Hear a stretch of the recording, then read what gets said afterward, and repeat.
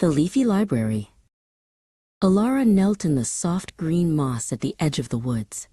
Among the gnarled roots of the old oak, she spotted something impossible, a door no bigger than her thumb.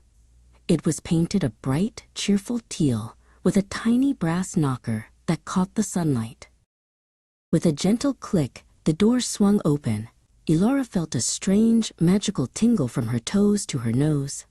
Before she knew it, the grass grew as tall as skyscrapers, and she was small enough to step inside. The air inside the tree smelled like cinnamon and old, sun-warmed paper. "Welcome to the Leafy Library," a voice barked softly. Behind a desk made of a giant, flat-topped mushroom sat a fox named Russet.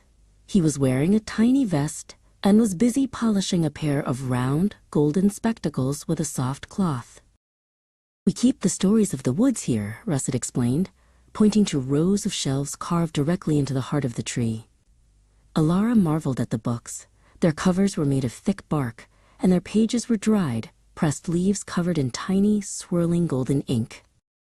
Suddenly, a book with bright blue leaves began to flap its pages like wings. "Oh no!" Russet cried, his ears twitching. "The story of the North Wind is trying to escape again. If it gets out, it will blow all my files away." Alara didn't hesitate. She jumped onto a stack of acorn-capped stools, balancing carefully. She reached high into the air and caught the fluttering book between her palms. It felt cool and tingly, like a winter breeze trying to tickle her fingers.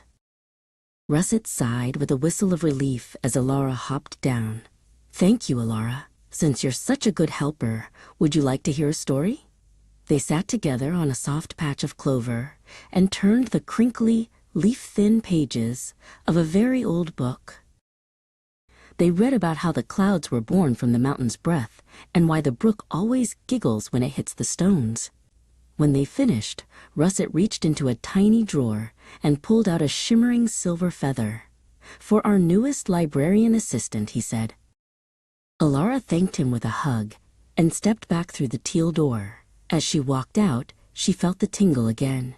The grass shrank back down, and she was her normal size once more. But in her hand, the silver feather remained, shining brightly against her palm. That night, Alara tucked her new bookmark into her favorite book at home. She knew that every tree in the woods had a story to tell, and she couldn't wait to go back to the Leafy Library to hear the next one.